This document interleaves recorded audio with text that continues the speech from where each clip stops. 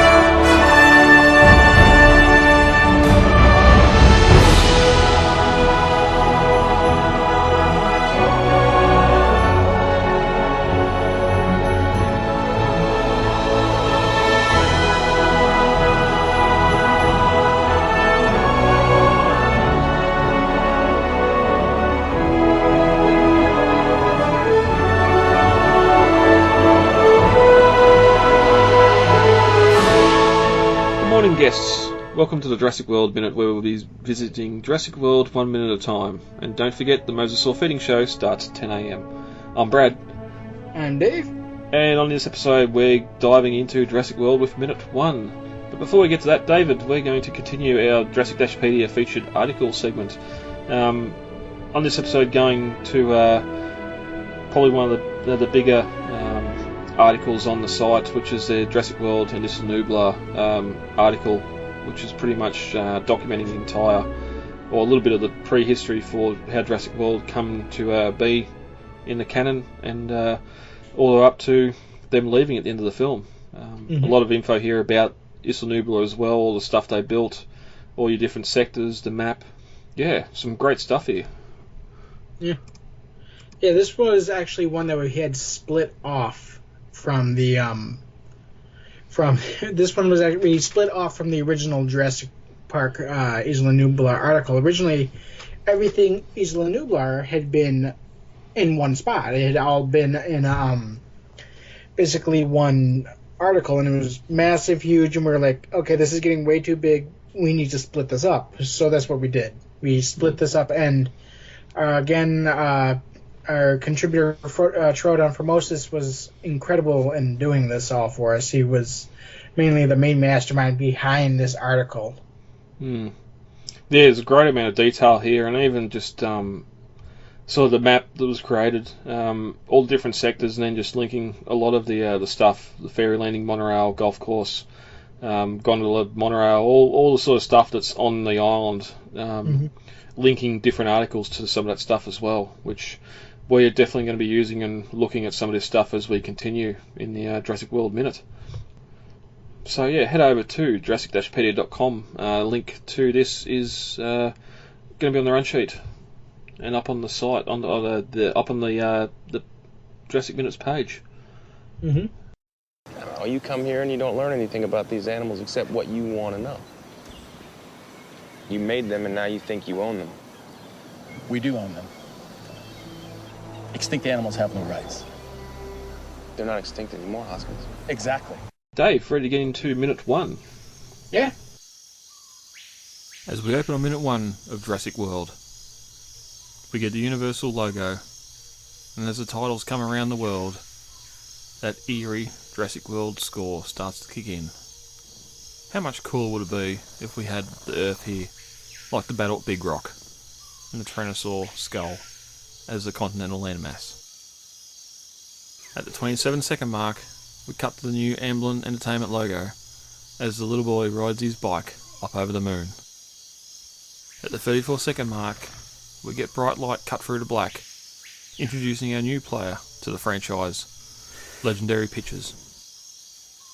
At the 50-second mark, we cut to white as a heartbeat can be heard in the background. The white fades into a hard grey surface, and a crack splits across the screen. And as the minute ends, we get the titles up again: Universal Pictures and Amblin Entertainment presents. This might be our shortest minute ever. I can't recall. I know we got a fair bit of black screen and flying over the ocean in the Lost World, so it might be on par to that. But as we start here, we get the title logo, Universal straight up, and then we get the Amblin logo, and then Legendary Pictures, who teamed up with Universal to fit the budget, the $150 million this film cost to do. We'll get to the money side of things in a little bit, but that's when we get the cut to white, and we focus on the side of a large egg. I suppose we can discuss it later, the fact that we have no inciting incident here with the star of the film. Yeah, this is actually the first movie in the franchise that doesn't actually start with an opening attack. The first three movies all did it, and remind me, and Fallen Kingdom did it, but this one did not. Yeah, we'll get to what happened at the start of Fallen Kingdom. I think some subtitles would have been appropriate there 4 years ago, or even 4 years later after they get that piece of the Indominus and leave Nublar. But it's sort of weird here too, because we have the production logos at the start, and then as we sort of get to this white flash and the egg itself, we get the Universal and Amblin present titles come up again. So it's sort of double, and we'll get Legendary Pictures come back up as well in the next minute. But that's pretty much where we end minute one. There isn't a lot to discuss here. I remember when I first saw this, nobody was really quite sure what it was at first. I mean, well, I won't say nobody, but I wasn't quite sure what it was at first. It was just a blurry white background. And then it slowly kind of fades in to the shot that we get of the egg. Seemingly real eggshell too, and we only really know a lot about the process from Jurassic Park, where they're using infertile ostrich eggs, but a lot of the novel stuff, they're actually using manufactured plastic eggs to for the dinosaurs. But I suppose a lot of the egg talk can happen next minute when we actually get to see it. And that, but we don't have any script comparisons because I couldn't find a script for this film. I think what they shot is what they wrote was what they shot in the end. But as I said in the January edition of Jurassic Minutes, I did get my hands on the novel, on the junior novelisation, and while from what I've read, there's not many changes. There's just more information or more detail, sort of out in the script, out in the novel, but. It sort of opens in Gray's bedroom as he flips through the images on his viewfinder, so it's not going to do us much good for the next couple of minutes. So to pad out the episode a little bit more, I've got some information here on Jurassic World's box office. As I said before, it had a budget of $150 million, which was over double that of Jurassic Park and the Lost World's budget, so they spent a lot of money on screen here. How well that looks on screen, we'll get to that later. We've said before about some of those issues with how it's shot, but Universal didn't seem 100% in funding it, so we got Legendary Pictures come on board as well to help fit some of that bill. And unfortunately, Universal's uncertainty continued through production. We only got a very limited toy line, and opting for the CG over the animatronics for the film, which was a shame. They have sort of started going the other way with Fallen Kingdom, and I hope with the money that made, they know they're onto something. Unfortunately, that could have some good or bad repercussions after the third film comes out, but we're going to get to there next year. Sets are also being built locally in Florida, and doing that sort of cheaper than sending everyone over to Hawaii. Some of the main cast were over there, but a lot of the stuff was on that Main Street set down in Florida, and they just went over there and shot a whole heap of backing plates of Hawaii to set up behind those sets to give the illusion of the main streets being on Nublar. Well, they also had a couple. I think they built the main street at a abandoned Six Flags Louisiana parking lot. But yeah, Universal seemed to be wrong, because Jurassic World released on the 10th of June 2015 and broke the opening weekend box office with $500 million worldwide, which would later on that year be broken again by The Force Awakens in that Christmas time. But it ends its theatre run earning $1.6 billion, making it the 6th highest grossing film of all time.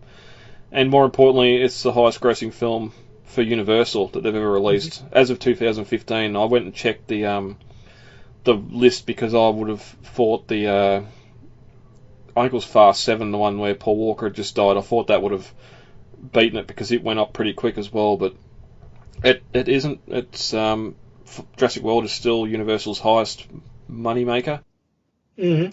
So a little fun fact here: in 2019, the live action Lion King, Jon Favreau, fell just 15 million short of taking its place, its 6th place spot. So even now, 5 years later, some of them big films. Well, we know what big films have come out the last 2 years. Avengers Endgame, of course, is at the top. I still question it getting high over Avatar because it done a double release and all sorts of shifty stuff to try and get more money. That's right.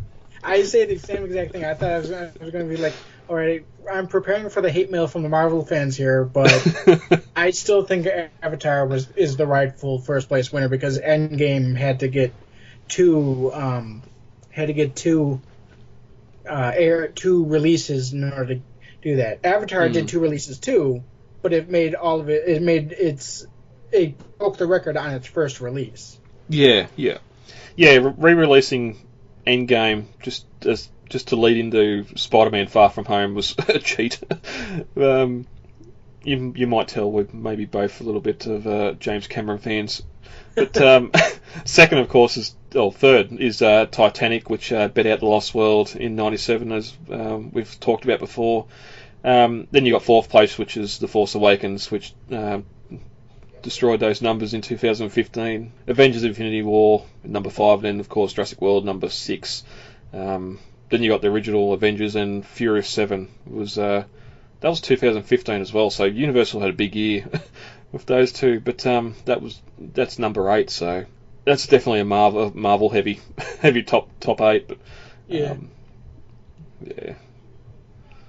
Big money for the franchise, and it's probably good that it made so much money that it was able to continue the franchise forward. They had more time. They could do all the pre-production stuff and really get to work on Fallen Kingdom. Mm-hmm. That's where the run sheet ends. So David, that's minute 1, our shortest minute in recent time anyway. Yeah. As the film starts to take off and we get to Nublar, things are going to start happening real quick. So thanks for joining me, and we'll be back next to discuss minute 2 of Jurassic World. Sounds good. Rightio.